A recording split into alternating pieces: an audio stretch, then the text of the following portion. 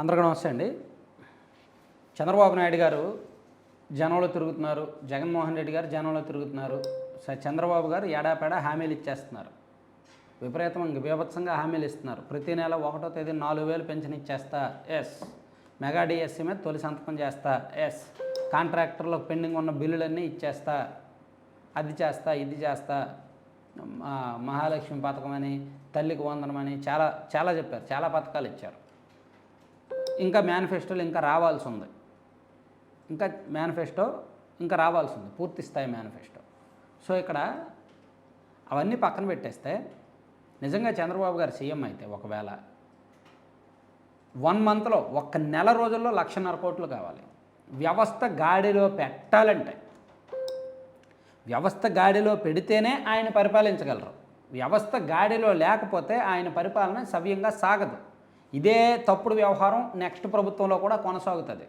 వ్యవస్థ గాడిలో ఉండాలి అంటే కొన్ని చెత్త పనులు జరిగాయి, ఆ చెత్త పనులన్నీ కూడా సరిదిద్దాలి. అలా సరిదిద్దాలి అంటే 1,50,000 కోట్లు కావాలి. ఉదాహరణకి గ్రామ పంచాయతీలకు వచ్చిన ఫండ్స్ లాగేసుకున్నారు, గ్రామ పంచాయతీల నిధులు లాగేసుకొని దానికి దీనికి వాడేసుకున్నారు. ఇప్పుడు పంచాయతీలకు నిధులు ఇవ్వాలి, 6,000 కోట్లకు పైగా ఇవ్వాలి. 15th ఫైనాన్స్ 15వ ఆర్థిక సంఘం నిధులు. అది అర్జెంటుగా ఇస్తేనే పంచాయతీల్లో సర్పంచుల మాట వింటారు, పంచాయతీ స్థాయిలో పరిపాలన, గ్రామ పరిపాలన సవ్యంగా జరుగుతుంది. అదే ఇంపార్టెంట్. ఇక నెక్స్ట్ పోలీసులు గాడిలో ఉండాలి. పోలీసులు ఖచ్చితంగా చెప్పిన మాట వినాలి. వ్యవస్థ గాడిలో ఉండాలి అంటే, పరిపాలన గాడిలో ఉండాలి అంటే పోలీసులు సవ్యంగా పనిచేయాలి. వాళ్ళు సవ్యంగా పనిచేయాలి అంటే ఖచ్చితంగా వాళ్ళకి సరెండర్ లీవ్స్ ఇచ్చేసి వాళ్ళని దారిలో పెట్టుకోవాలి అంటే వాళ్ళకి సరెండర్ లీవ్స్కి సంబంధించి, టీఏలకు సంబంధించి, డిఏలకు సంబంధించి ఒక్కొక్క పోలీస్ కానిస్టేబుల్కి నుంచి ఎస్ఐ వరకు, సిఐ వరకు రాష్ట్ర ప్రభుత్వం నుంచి 2 లక్షల నుంచి 2.5 లక్షల వరకు వెళ్తుంది. రాష్ట్రంలో ఉన్న ప్రతి పోలీసుకి కూడా మన ప్రభుత్వం 2 నుంచి 2.5 లక్షలు బాకీ పడింది. అవన్నీ ఇచ్చేయాలి, అవన్నీ కూడా క్లియర్ చేసేయాలి. వితిన్ 1 మంత్ క్లియర్ చేస్తే పోలీసులు 5 సంవత్సరాలు కూడా చాలా జాగ్రత్తగా పనిచేస్తారు, చాలా శ్రద్ధగా పనిచేస్తారు. తప్పులు చేయడం, తప్పుడు దారిలోకి వెళ్ళడం మానుకుంటారు, ఎంతో కొంత మానుకుంటారు, రియలైజ్ అవుతారు. అలాగే ఎంప్లాయీస్కి సంబంధించి ప్రొవిడెంట్ ఫండ్ వాడేశారు. ఈపీఎఫ్ ఖాతాల్లోంచి ప్రొవిడెంట్ ఫండ్ వేరే వ్యవహారాలకు వాడేశారు. వాళ్ళకి అర్జెంటుగా ఇవ్వాలి. అన్నిటికీ మించి కాంట్రాక్టర్లకు బిల్లులు ఇవ్వాలి. ఇప్పుడు వ్యవస్థ గాడిలో పెట్టాలి, ఎంతో కొంత డెవలప్మెంట్ చూపించాలి అంటే కొత్త పనులకు టెండర్లు పిలవాలి అంటే కాంట్రాక్టర్లు టెండర్లు వేయడానికి భయపడుతున్నారు, ఎందుకంటే పాత బిల్లులు రావట్లేదు కాబట్టి. సో ఆ పాత బిల్లులు అన్నీ కూడా క్లియర్ చేయాలి. దాదాపుగా ఓన్లీ ఆ బిల్లులే 60,000 కోట్లకు పైగా పెండింగ్ ఉన్నాయి, 60,000 కోట్లకు పైగా బిల్లులు పెండింగ్ ఉన్నాయి. అవన్నీ కూడా క్లియర్ చేయాలి. అవన్నీ క్లియర్ చేస్తేనే కొత్త పనులు చేయడానికి కాంట్రాక్టర్లు ముందుకు వస్తారు. అంటే ఎన్ని వ్యవస్థలు గాడిలో పడాలో చూడండి. ఇవన్నీ కూడా నెల రోజులు కాకపోయినా 2 నెలలైనా లేదా 3 నెలలైనా, అట్లీస్ట్ ఆగస్టు నెల నాటికైనా ఇవన్నీ కూడా ఇచ్చేయాలి, పేమెంట్స్ చేసేయాలి. చేస్తే వ్యవస్థ గాడిలో పడుతుంది. నెక్స్ట్ ప్రభుత్వం సవ్యంగా జరుగుద్ది. అంటే ఇప్పుడు ఆయన ఏమంటాడు, నేను ఎటువంటి సాఫీలు లేకుండా నేను బండిని సరిగా నడుపుతాను.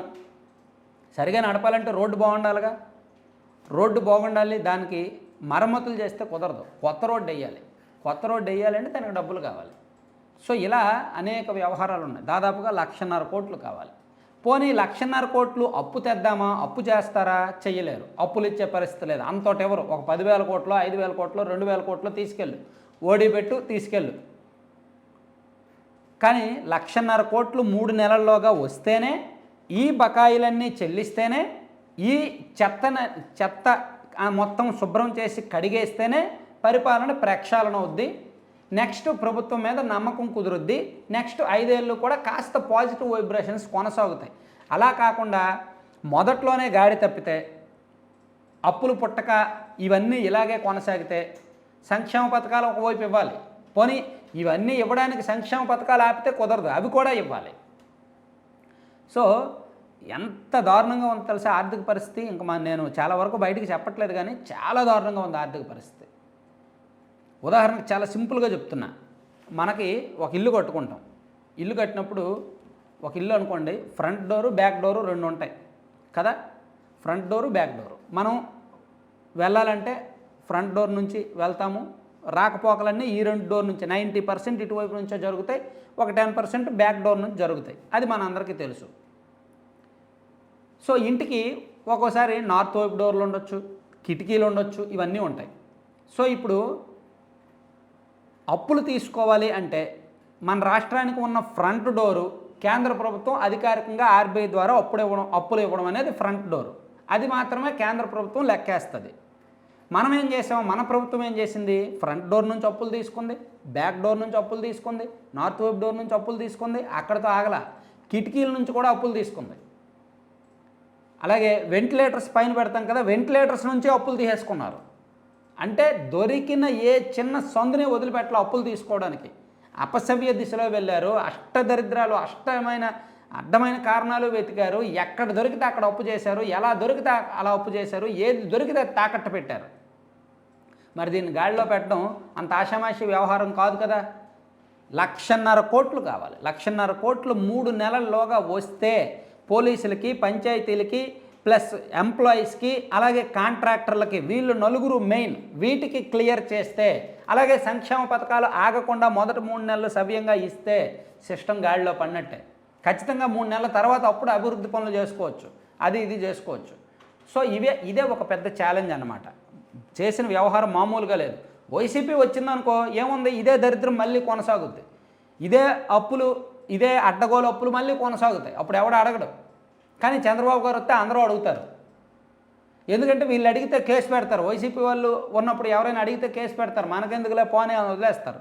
చంద్రబాబు గారు వస్తే నీకు అంత అనుభవం ఉంది, నీకు ఎంత అనుభవం ఉంది, నువ్వు నమ్మించి మోసం చేసావని అడుగుతారు. సో ఆయన లోకువ, ఇక్కడ భయం. Thank you.